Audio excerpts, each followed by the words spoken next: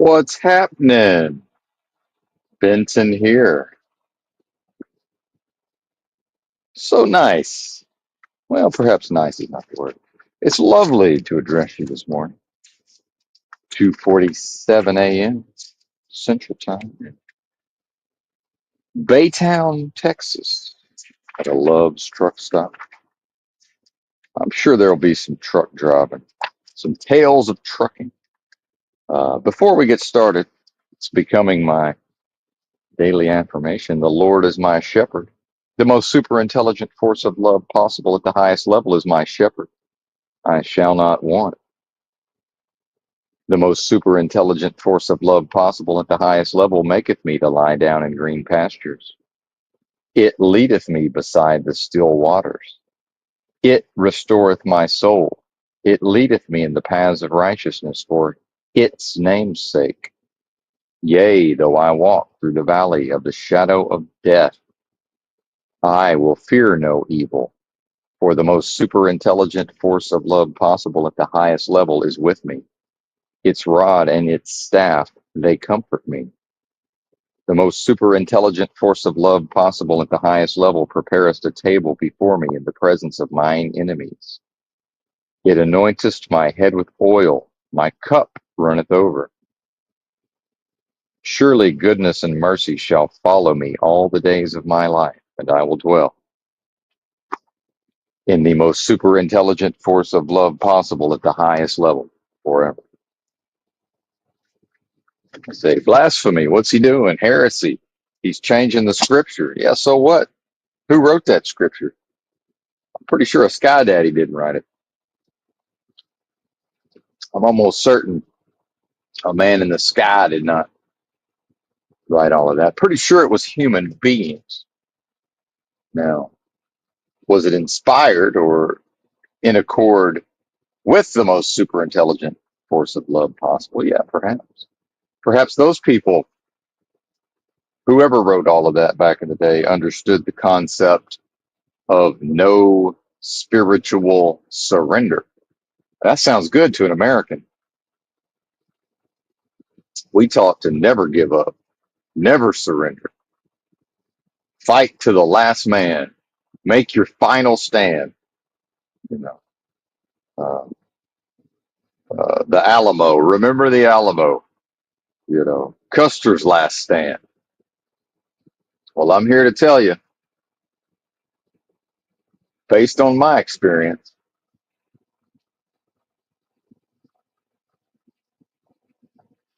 that no spiritual surrender means no spiritual victory. How about that? So, what do you mean? Well, it seems to me like tactically, as a tactician and a strategist, don't I want all the tools in my toolbox? Meaning, sometimes the correct move is to beat a strategic retreat and, then sort of lick the wounds. And make no mistake, if one, such as myself or yourself or anyone else, throws down the gauntlet, and I need to find a different way to express that. So I reaffirmed yesterday out loud with a witness, a person that, I'm standing, uh, and well, in fact, evil's standing in opposition to me, but I'm doubling down. I refuse, right? I refuse to serve wickedness and evil as much as I'm able to, right? So walking into the truck stop just now to get my coffee, a trucker was driving in. He was coming in hot to the fuel island, and every once in a while they're not getting fuel. They're just going to pull up ahead because they don't want to spend the time to back into a spot. And sometimes it's not practical, and it's real dangerous to just keep on driving through there because if somebody's walking across in front of all the trucks, they may just assume, well, this person's about to stop, and then the person, driving so fast may in fact not stop. So I could feel as I watched him like a hawk to see if he was going to stop or not, and he did. But because if not, I might have suggested, "Hey, that's dangerous." But the way I felt inside, I could tell, okay, there's a little bit of crankiness, right? There's a little bit of agitation. There's a little bit of irritation. Remember, that's not my nature. They say, "What do you mean? We've been watching you your whole life, and you've certainly acted on irritation, anger, and all of these negative states uh, quite a lot." Well, yeah, that's true. That was the past also. What exists is the now. And in this moment, I am aware consciously. That's what that's what consciousness is. I am aware in the moment, in the now, that, well, if it's not anything that's not the most super intelligent force of love possible at the highest level, vibrational frequency, energy, that's not my essence. It's not me.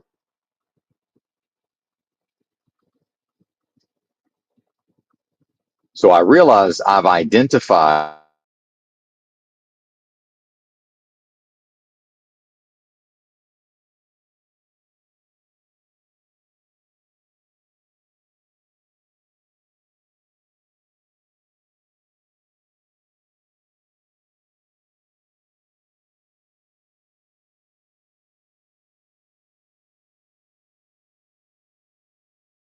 agreed to, and if one person sees another person transgressing enough, right, then they might say something. It's sort of a policing of one another, right? So that's within me at the level of my psychology, what I've been trained to do, how I've been trained to react. And I'm watching my own behavior meditatively in the moment, and I'm realizing, okay, I've momentarily lost in my thoughts, probably thinking about the day or whatever, fallen away from strictly identifying in that moment with the most super intelligent force of love possible at the highest level, which, as far as I can tell, is my true essence, soul, nature, whatever we're calling it, right? And so then that's a reminder, okay, well, I've fallen away from that in this moment at the level of my creative force and what I'm bringing, what I'm birthing into the realm. Because even if I talk to the guy nice at all of this, it's probably not my place to try to correct a truck driver at 3 in the morning. And I wouldn't, I might have said something I might not have. Um, and then also now beginning to scan the physicality and realizing, okay, I'm actually, maybe lack of sleep, maybe just based on the nature of my job as a truck driver, what that does to my physical body, that in fact, I'm not in a bad mood. I'm not capable of being in a bad mood. I'm not cranky. I'm not capable of being cranky when I surrender, right? Every moment I surrender spiritually to my true essence or nature within myself, I can't be any of those things. The most super intelligent force of love possible at the highest level can't be cranky. It can't be annoyed. It can't be frustrated. It can't be irritated. It's not possible. This is the flesh. This is my physicality, my physiology. Um, you know, Slight changes in the egg drink as I'm running out of ingredients. Right, even a different type of egg, perhaps. Right, egg yolk. Um, I've noted that caffeine. When I'm not drinking coffee, my overall mood is better. So now we're back on the coffee because it goes well with truck driving. So I'm on my way to get the first cup of the day. People say, "Don't talk to me before I've had my coffee," or even worse, if I forget not to talk to somebody before I've had my coffee, which isn't really a thing, but it's an acknowledgement, seemingly, that there can be a little bit of crankiness right before the person has their first cup of coffee. Silly humans, by the way. How silly! How silly! And I hear the irritation in my voice, and it's a game changer for me many years ago was observing my own space and my own interactions, and eventually concluding that it seems to me that most of us, if not effectively all of us, we assume, or common sense or belief is that, you know, when there's some sort of anxiety or negative thoughts or racing thoughts or just general crankiness, that circumstances, what's up, slow boy, that circumstances of life are causing those those feelings. And I've come to understand that's backwards, especially if it's something small, right? Or just for no reason. Oh, woke up on the side of the bed this morning.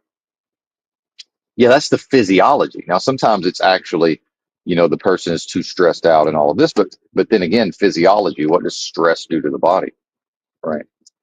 So now, also in the moment, I'm reminding myself, well, this ain't me, right? This is most likely my body and my physiology generating this crankiness. And then here's what happens at the level of thoughts and ideas is the brain then generates thoughts and ideas that match the physiological state. So now, again, that's the focus on how the guy's driving into the fuel island. Who cares as long as he doesn't run me over, right? Or more correctly, if I identify with the most super intelligent force of love possible, I'm not capable of worrying about uh, if he runs me over. If I'm under spiritual protection, guidance, and blessed, uh, as long as I'm alert enough to move out of the way, before he runs me over, it's really not my problem. Again, um, back to the idea that this is a wholly individual experience, spiritually, and then what benefit accrues to me by correcting somebody, right? I mean, there's not children running around out here. What's it matter? Let him act a fool. What's up, mental pancakes? I'm greeting the chat if anybody's listening to this later. Hmm. So then I go into the truck stop. Still, the overall mood is good. And then the ladies, after I get my coffee, and it's free refills on the card when I get fuel. So I've got some free refills stacked up. But the lady at the counter she's having a conversation, and so she's not going to want to physically move to the register if she doesn't have to. And this is where, certain people have an attitude and they will interact as if they know for certain what exactly is going on. But, here comes Mr. Benton, the exception. Well, how am I the exception? Well, I don't know what happened, but my Loves card is not connected to my app account on loves.com. So everything works on my card. That's not exactly true. I'm not able to buy products. I can't get free stuff with my points out of the store for some reason. But my refills and my showers work. All right. And when I get fuel, it adds the points to my account, but they're not synced up. The card ain't talking to the loves.com account. Um, so they got a little kiosk now just for refills, which makes sense because, why, why pay a human being, right? Why pay a human being if all they're going to have to do is maybe they're stocking, maybe they're cleaning something? Why have them leave their task simply to go scan a card when I can hold the card up to the kiosk and achieve the same purpose, right? And then I'm like, so I actually go try the kiosk, knowing that it's not going to work. And actually, even before I scan it, I'm like, oh, that's right, it's not going to work because my account's not active. But then immediately she's like, oh, well, you're going to have to do this then. Oh, you're going to have to pay cash, right? Wrong, by the way. No, that's not the case. Um, Now, again, identifying with the most super intelligent force of love possible, I'm not able to get cranky and agitated with her, right? Um, but I'm definitely feeling some type of way about how I'm being treated, right? It's not, I'm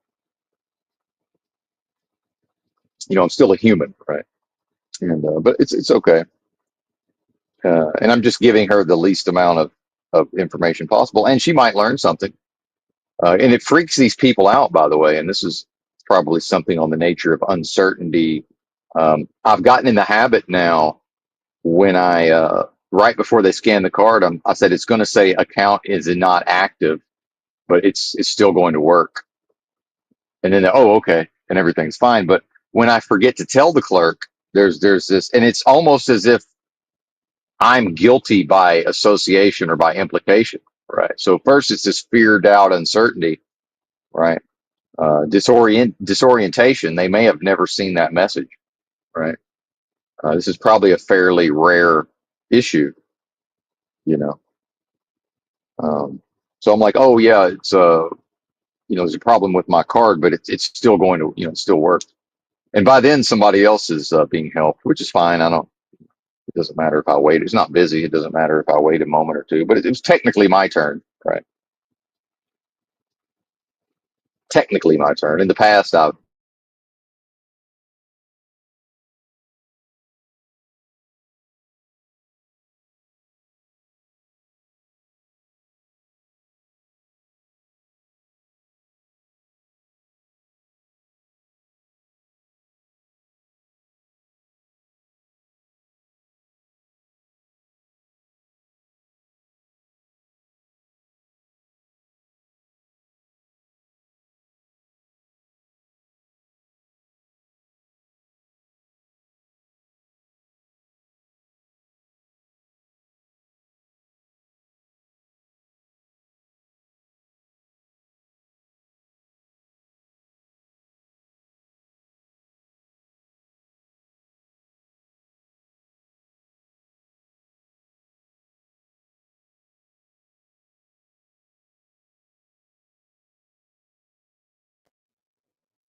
my apologies.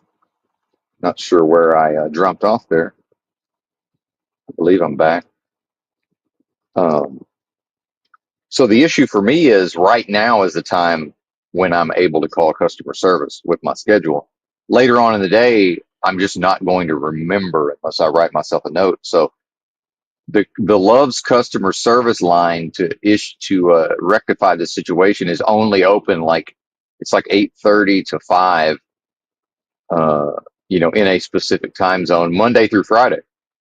So that's, I'm telling her like I haven't been able to get this fixed because every time I call the customer service, they're not open, which is true. It's not a complaint against Love's. It's true, right?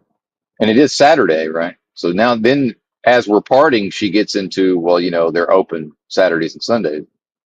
I'm like, actually, they're not. It's Monday through Friday. Right? Uh, Now, does she ever call the customer service line? I doubt it. And it's really neither here nor there, any of that stuff. But it's interesting, sort of observing being able to observe what's going on within me, and then also having these interactions, and then making these, inferences and extrapolations and such, right? And I'll be right back in there for more coffee here shortly.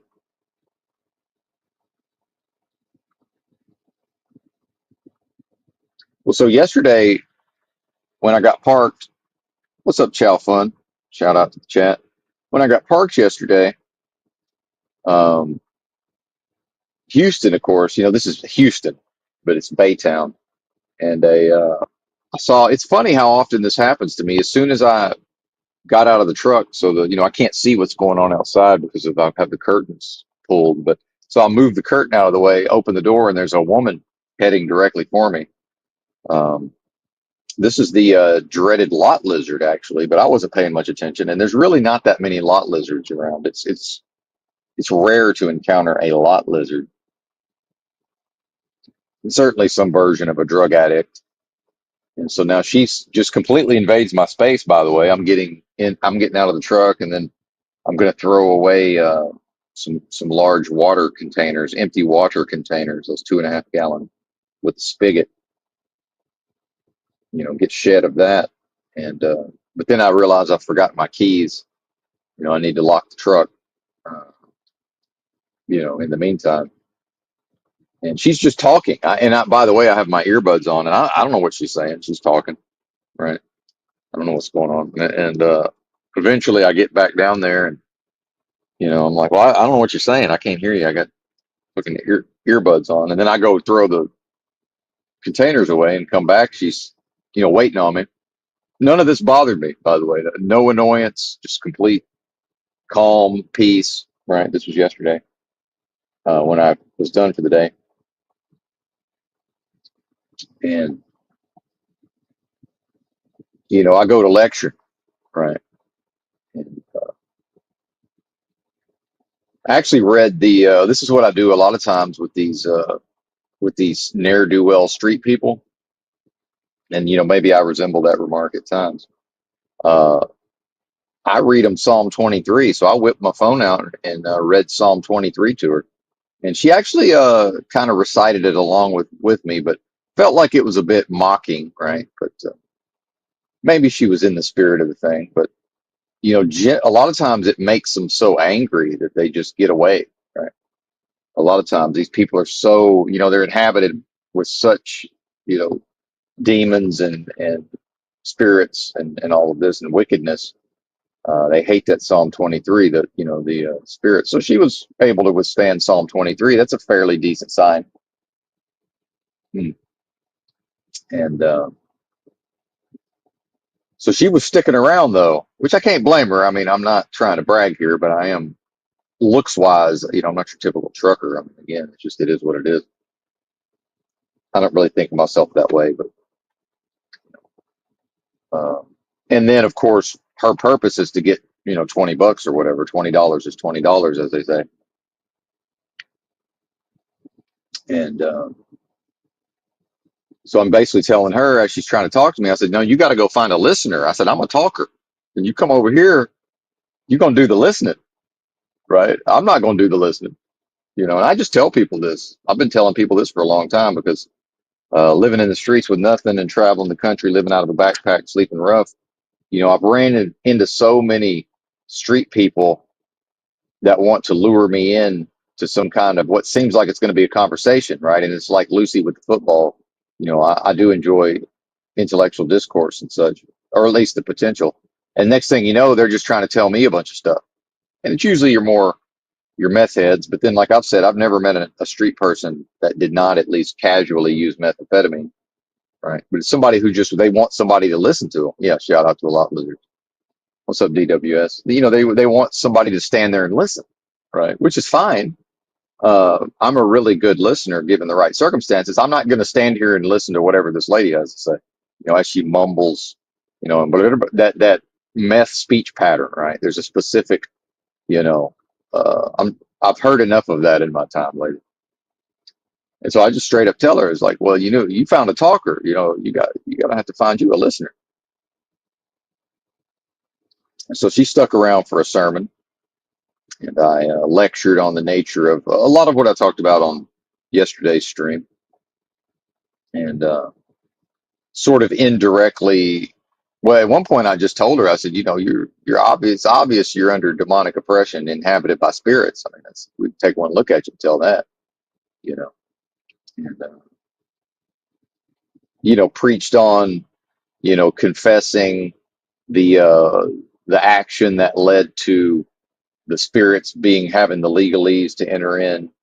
Gave a brief, story about the man reforming his life and the spirit leaving out of the man from the Bible, and then walking in the dry place, seeking rest and finding none, but then returning, and then eventually saying, well, I'm going to return to my home. And I use that to say, these spirits in this moment, these spirits, they, their desire is to experience, these pleasures of the flesh, but they're only able to do it through you. And that's why I told the, story about the walking in the dry place.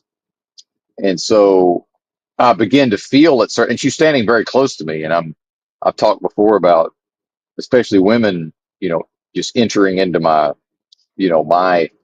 energy sphere. And at a certain point with my body language, I referred to my energy sphere verbally, and I, sort of reclaimed the space, with my arms, and sort of to remind her, well, this belonged to me, and also to remind the spirits, because this is not a spirit's home, as far as, well, more correctly, this is the home for a spirit, and that's that spirit, if that's my soul, its essence is the most super intelligent force of love possible at the highest level. And in some ways, this type of discourse is so, it's not that it's unheard, it's that it's rarely heard by someone who actually experiences it and means it. Typically it's some sort of, it's a sales job and a con job to try to sell, a system or a religion or whatever, right? And I threw in the thing about religion being demonic and all of this. She stuck with me. It was a good 15 minutes, I would say 15 to 20. And, but, I could feel whatever wicked spirits were nearby, I could feel them, wanting to probing for weakness. And then she's, because she's on a mission, and I've noticed that ladies do this, not all of them, but, uh, she's directing her focus to my, lower chakra region, if you get my meaning. And of course, I'm in touch with, again, meditatively, and I've done enough chakra work. I'm able to feel that is some sort of, again, it's an energy exchange. And that's when I shifted the sermon to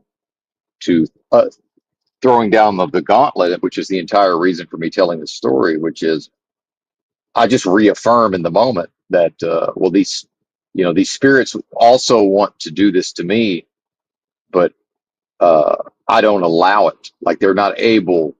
So they're able to attack me. They're able to attempt to oppress me, but they're not able to, you know, at least by this means, which would be a sexual means. But then what the wickedness, what the realm, what the antithesis of the most super intelligent force of love possible says is, okay, well, he's not open to this attack, but we're going to wait till tomorrow morning when he's cranky for coffee, and we'll spiritually attack him, you know, at the truck stop, see if we can get him to become angry, or at least act out on what he's feeling, right? And then maybe, more spirits could come in.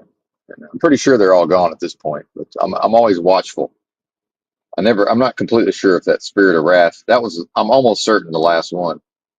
And, I think it's gone, but it might be clever enough to, hide and not show itself.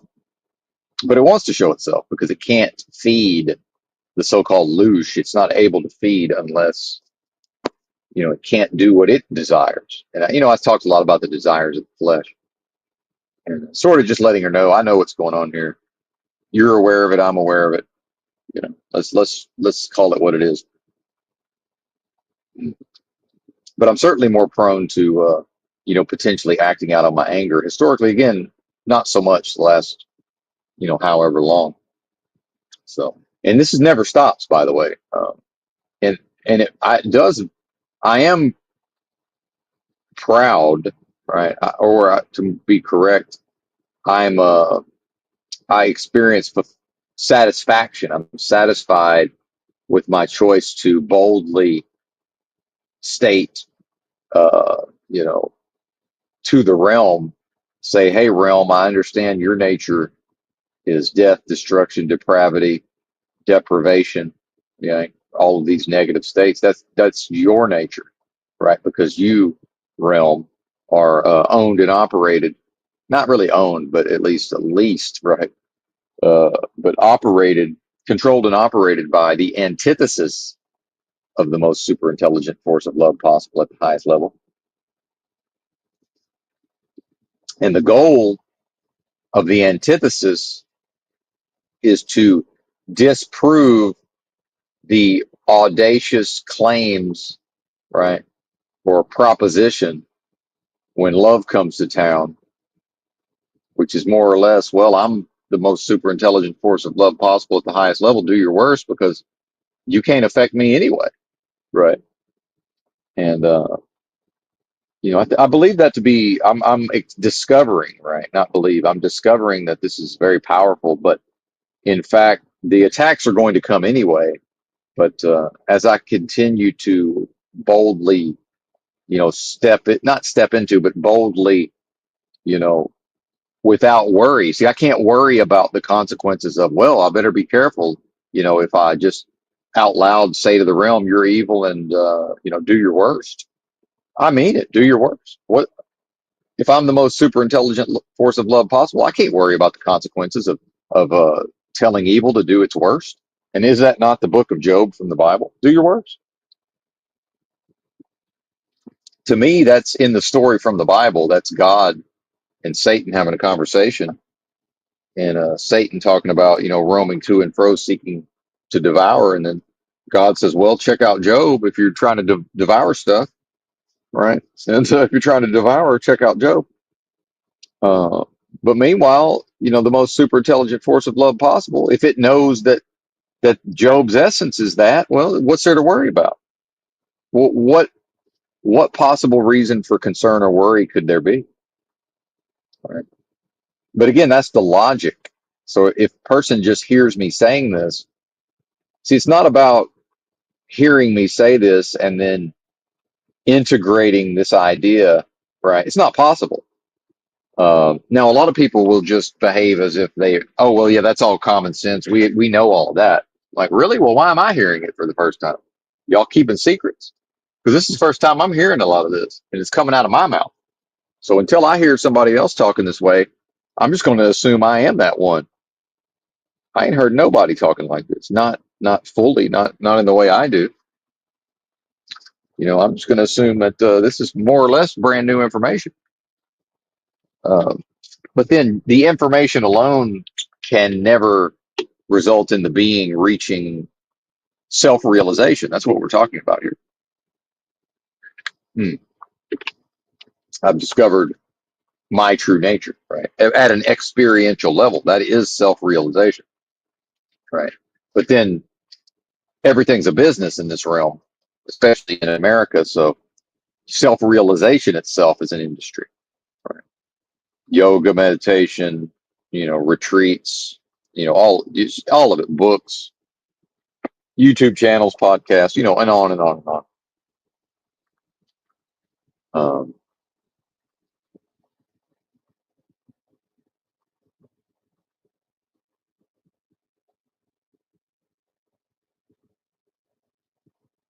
so when I begin to, and this is where the meditation is so useful. So now, whereas in the past, earlier versions of Benton, I could be worried and fearful, and still actually even until recent, and even until very recently, I could be anxious and worried and not know for a while, and then eventually figure out, oh, I was worried about this thing. Like one day I might start having heartburn, and I'm like, what is this? I don't get heartburn. And it's like, oh yeah, I've probably been worried about something about the job, but I wasn't like in my conscious mind, right? I wasn't experiencing feelings of worry, but they were in there somewhere. And what I said about the physiology generating the thoughts, that's true some of the time, but sometimes it's an actual genuine, worry, right? Sometimes, or at least a seeming worry. But again, back to the most super intelligent force of love possible. See the correction there? What's there to worry about? Or more correctly, I can't worry. My nature can't worry.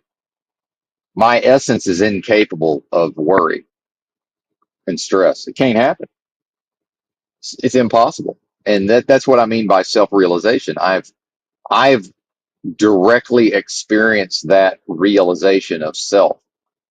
And there's no faking it till you make it. There's no substitute for that. There's no intellectually studying it as a problem. Now, logic plays a part.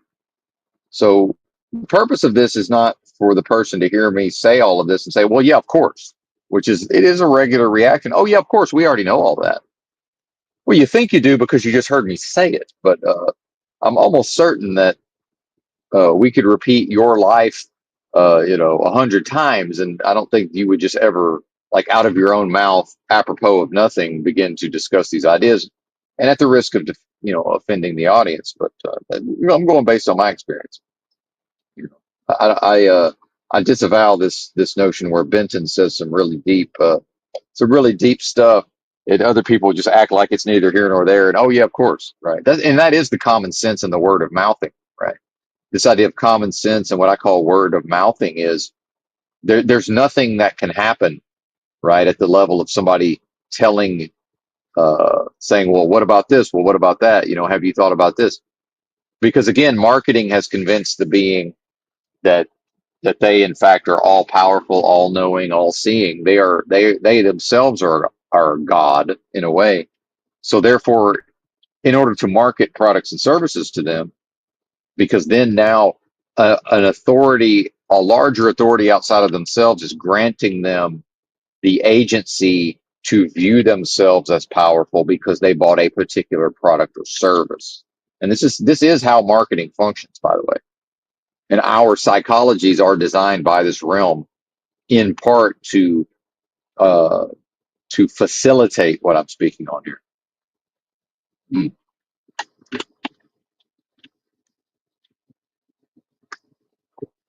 yes. So that, of course, that's the knee jerk. That's just the reaction of most humans, right? Or maybe somebody like I used to be who would become very excited. So in the very early stages when I had basically no spiritual development, I would want to be in a big fat hurry to integrate all of this. And only after beginning to practice, so before I could even teach myself to practice effective spiritual practice, I first had to discover, or chose to discover, and then create practices to deal with the fact that uh, these intellectual ideas, it's not possible to snap my fingers and just, okay, now I'm transformed by the idea and just act on it. Okay, but then I recognize, well, through discipline and through uh, and but while also not martyring myself, because a lot of people will say, okay, we're going to practice, but then they are going to attach a specific outcome, and when their expected outcome doesn't happen on the time frame they believe is reasonable or at all, well, now they're like, to hell with that. I'm going back to how I was before. Whereas I was able to, and part of this is, being blessed with wisdom. Wisdom is granted or bestowed in my world. It's not attained. So some of the material that I studied about poker actually ended up having a lot to do with, again, man, the poker player, is in a way managing and competing within themselves with their own nature, right? Their own emotions, their own stress, or just, now I'm bluff. Now the correct strategy is to bluff, but I got to sit here at the table, while the guy stares me down and tries to figure out, if I'm bluffing or not, you know, all of that. And, you know, so I learned some stuff, some concepts through poker about when, and this, a lot of this is Eastern, like Confucius say type of stuff, the wisdom of the Orient or whatever, which is, when a person's, you know, goes down the path of learning a new discipline or just any new skill, some of that is practicing patience by saying, well, I don't know how long it's going to take me to learn how to do this. In fact, I may not live long enough, but simultaneously recognizing, well, if the value is high enough, right? If the value is high enough of you getting to the point of self-realization, and you see that, well, Benton claims we're going to watch him like a hawk because, we know him. He 2 weeks from now, he could be right back to, you know, an earlier version that we may be more familiar with, right? This new Benton, we're not completely, convinced he's going to stick around. And by the way, I'm not convinced of that. I am, well, that's not true. I am on one level, but while I'm remaining watchful, and I'm not going to repress the possibility that I could just go back to how I was before, because of course I could, right? Of course I could. And that is delusion. That is a putting in the head in the sand, you know, to just say, well, now that I'm this way, I can't possibly, backslide or degenerate or whatever. Yeah, I can. It's absolutely possible. All I would have to do is identify with this realm and not identify with my nature. That's all I'm talking about with self-realization. Now, again, hearing me say this, there's absolutely no bridge from where the listener is right now to uh, how I'm describing self-realization, specifically via identity, right? And we're not even addressing that people may be doubtful, which is that, again, most folks are skeptical and doubtful, right? Just, again, devil's advocate, just by default, you know. When somebody like me boldly proclaims to have achieved self-realization as recently as last week. Like, this is a very new, you know. And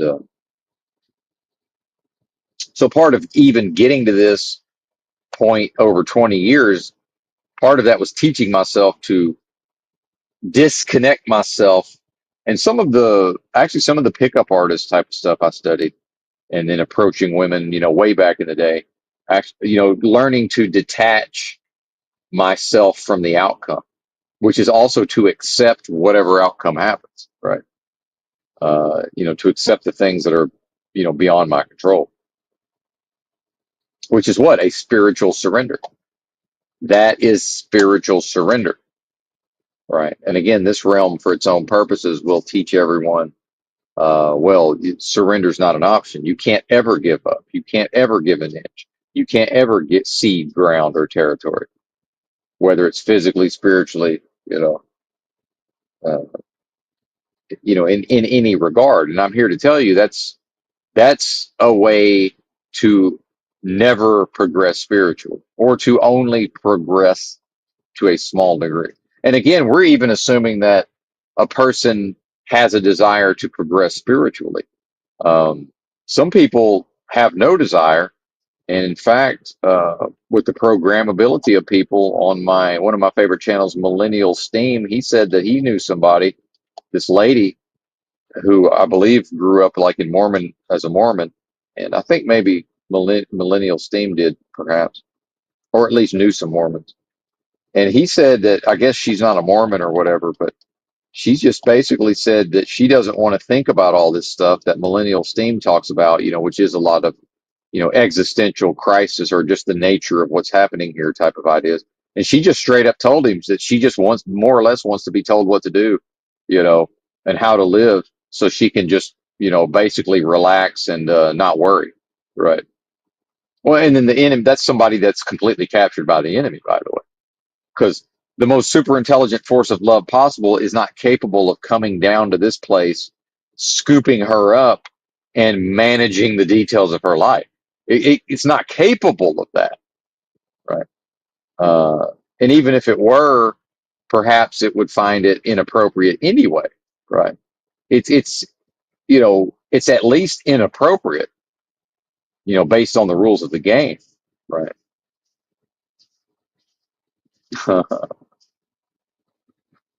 Oh man.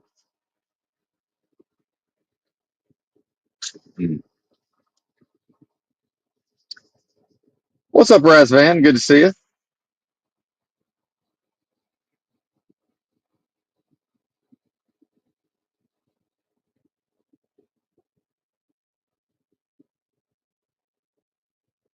Good to see you. Oh, Miss Beck's in the house. But back to the idea of patiently, right, working towards a thing while detached from the outcome. And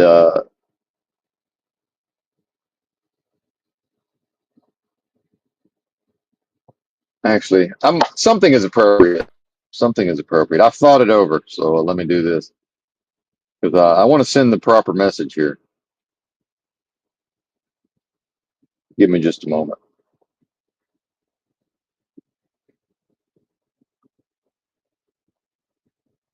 Is the stream over? It's not showing me as live over here. Oh yeah, it is. It's not showing me as live. Illumitami in the house. Uh, you're welcome around here as early as 24 hours from now. So perhaps we'll see you again, sir. Have a nice day. But not interested in whatever that was from old Tom. And perhaps that would represent a spiritual attack against yours truly. Perhaps. But there I go, making it all about myself again. No, Razvan, I typically I work until more or less they tell me to take a 34. So I'm delivering a load, then picking up a loaded trailer and going to New Jersey of all places. That's what I'm doing.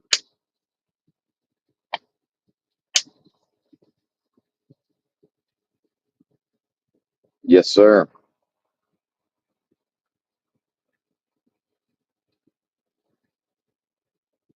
And I guess that was a good stopping point for the first section of the discourse, right? But yeah, I'm definitely a little bit on the nerves are shot side of things. I definitely could have used maybe another hour and a half of sleep, but that's not really up to me. I just sort of wake up whenever I wake up, it seems.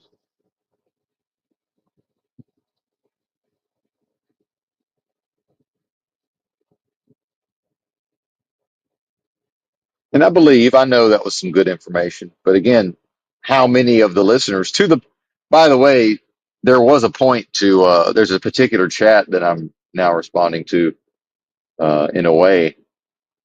Um, there is some validity to that. And I was actually in the process of acknowledging it, which again, why find, why find opposition where maybe no opposition exists, right? Is, I'm certainly aware that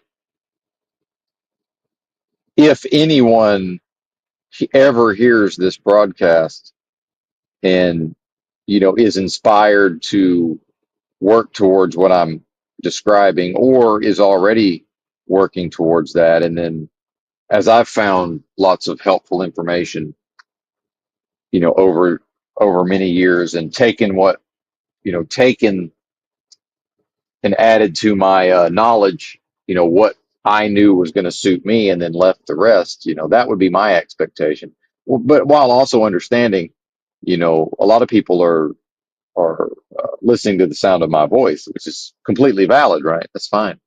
Um, this is not a gathering of, like-minded souls who are on a, who are a part of a movement, right? And in fact, in some ways, that comment in the chat, um, it almost in a way, hints at a creation of a framework, right? A thing that doesn't in fact exist. And I'll read the chat, um, trying to explain to all time chatters what it's like to watch ourselves for 3 years.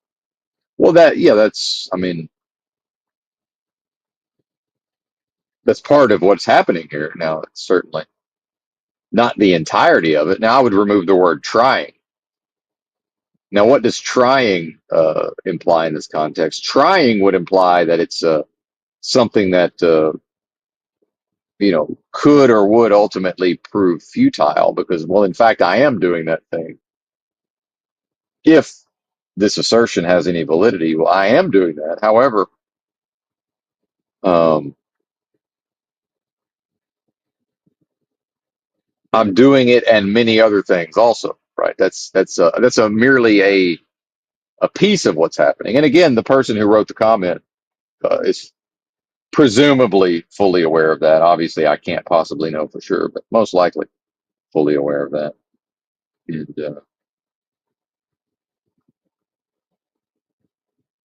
it's always good to see Tom, right up until it's not. Right.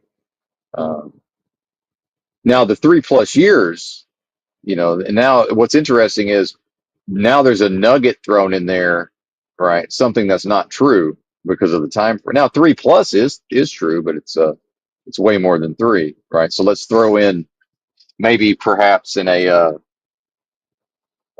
person who picks at Jack Talcott, if anybody knows who Jack Talcott is, there's now we have a little bit of psychological warfare, you know, cleverly designed to appeal to the psychology of a particular type of personality, especially if we look at astrology, right? I do have some similarities with Mr. Talcott, right?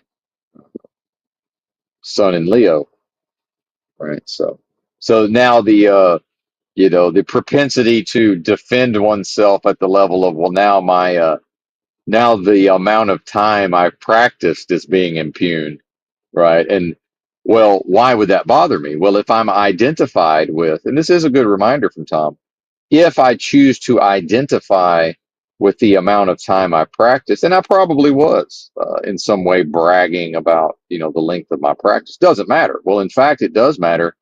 Would it not have been better for me, perhaps?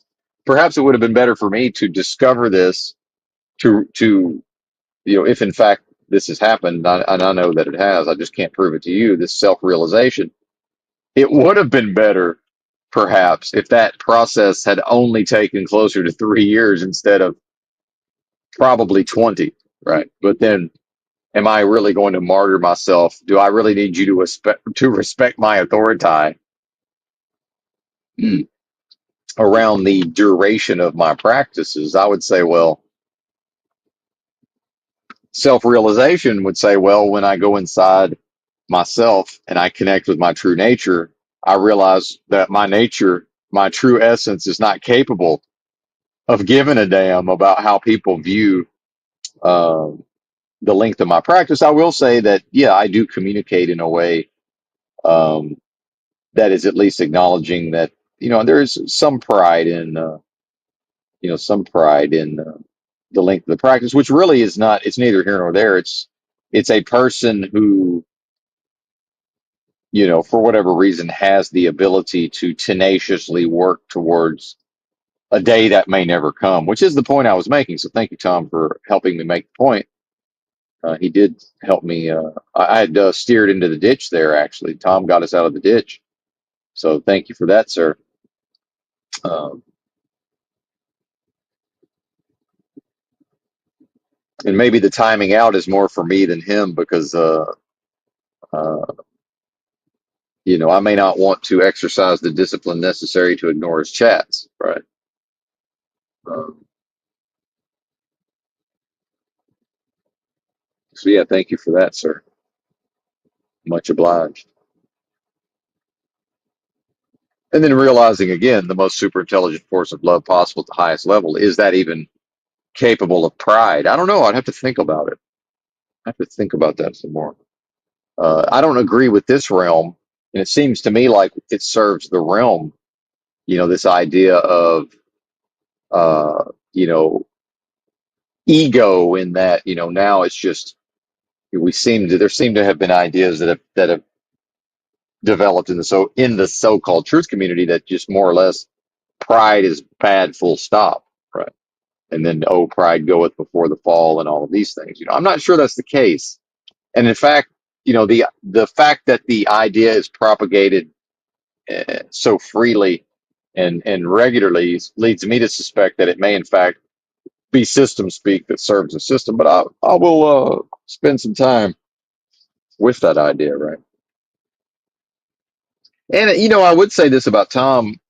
I feel pretty certain that he's also a an observer of his own internal space, a keen observer of his own internal space. So game recognized game, right? So, yeah. Good stuff.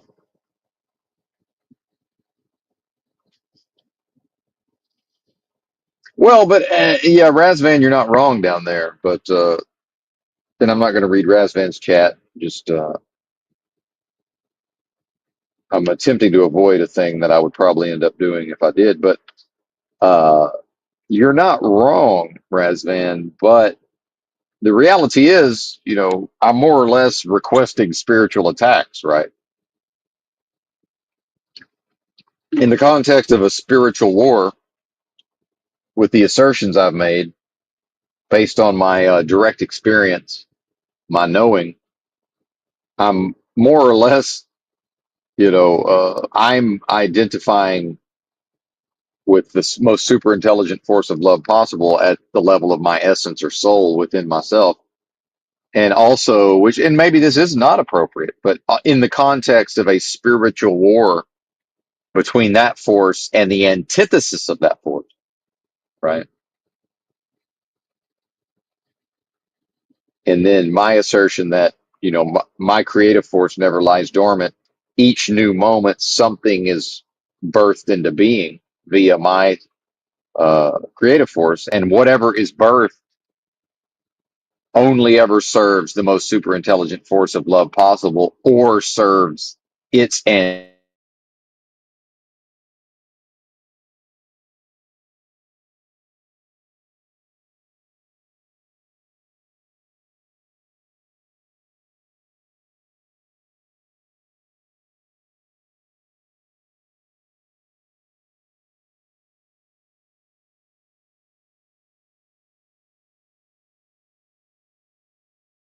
The disorientation of, and I realize now I was gone for a moment, but we're back.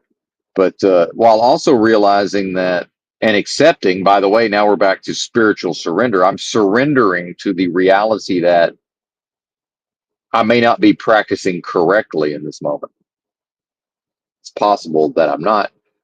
So I have to have room for doubt with my own practices. And then, all of the insanity that this can lead to. And the fact is, most humans would find this to be so disorienting and disconcerting within themselves that they're not going to bother, right? To where they will just, and I'm certainly capable of just being, okay, I'm 100% certain of this thing. However, I'm never going to stop working towards my goals on my path of progression. My path is progress. And Benton is set up for effectiveness. So, in order to practice this effectively, I have to there has to be room for doubt, right? So, maybe I'm on the wrong track here.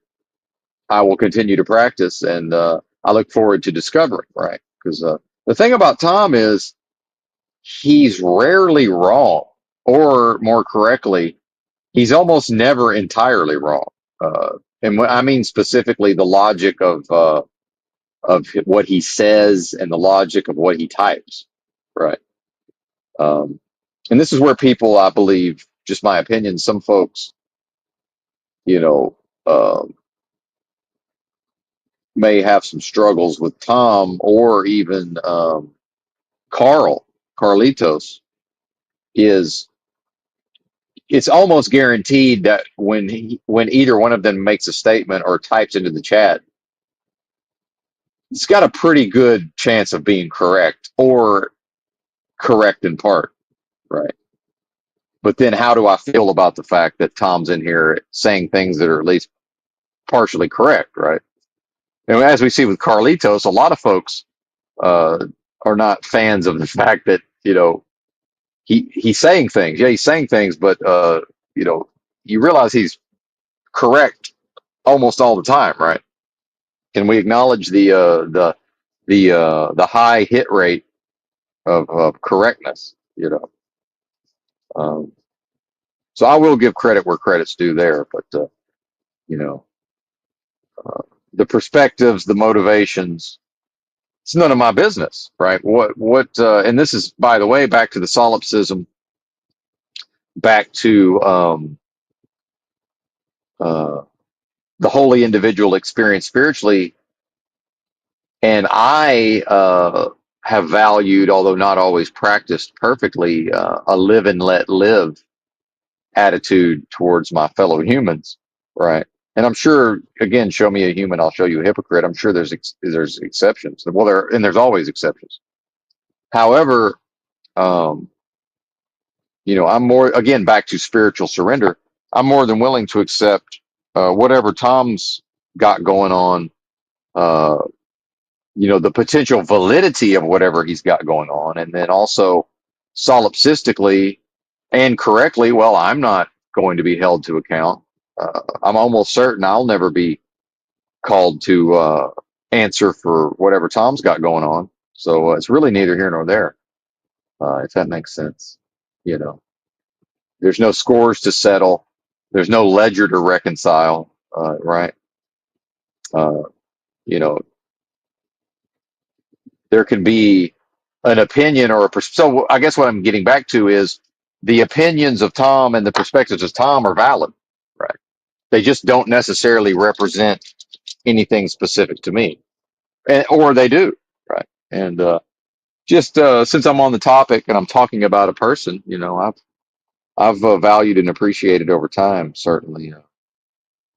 Although not, there's been times when things weren't going so well between the two of us, but isn't that part and parcel with pretty much any of our friendships or you know creative collaborations with anybody? I'm running into much the same with other folks, right?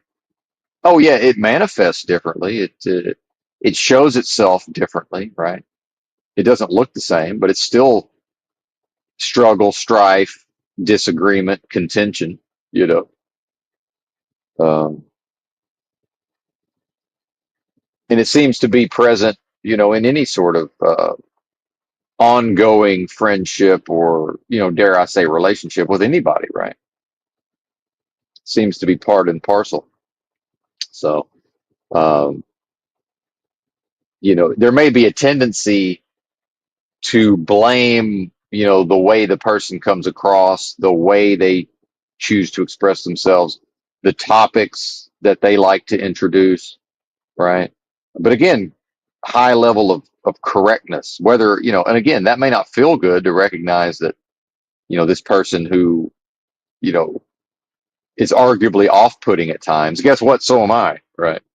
Uh, you know, is probably correct way more often than not.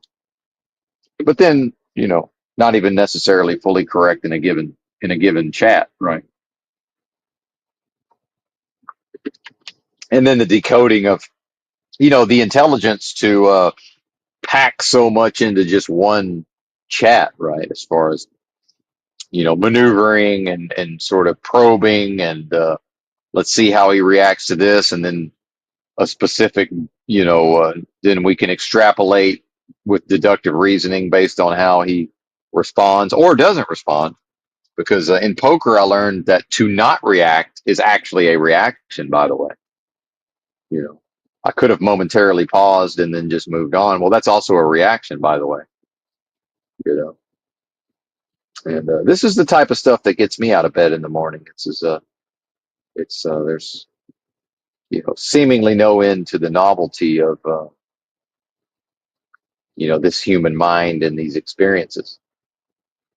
So I'm looking forward to recentering and running all of these phenomena through the lens of identifying with my essence or nature, perhaps what would be referred to as soul, and doing that within myself repeatedly, right? Which is, again, that is, I say the practice, is certainly one of the practices. So yeah, Tom, it's on this channel, what we're talking about uh, recently, and other than complaining about truck driving and just my general lot in life, right? Which is seemingly contradictory to a lot of the spiritual discourse, but hey, maybe it's okay for me to vent from time to time, right? Maybe that's all right. But I would expect that to continue on in this vein, and I would say to Tom, probably this is the advanced course for many, and it's Probably not the advanced course for you, sir. And I don't mean go find another advanced course. I mean probably, you know, I don't know that you're going to find anything of value to you here, and that's hopefully you understand that's a compliment, at least from my perspective. If you're still listening, um, so yeah, I think that's about all I have to say about that. Let me. I'm going on duty. Actually, I need to go get fuel. I might just end it there. I got stuff to do. I think I'm going to go creep over and get some fuel. Thanks for watching. Bye.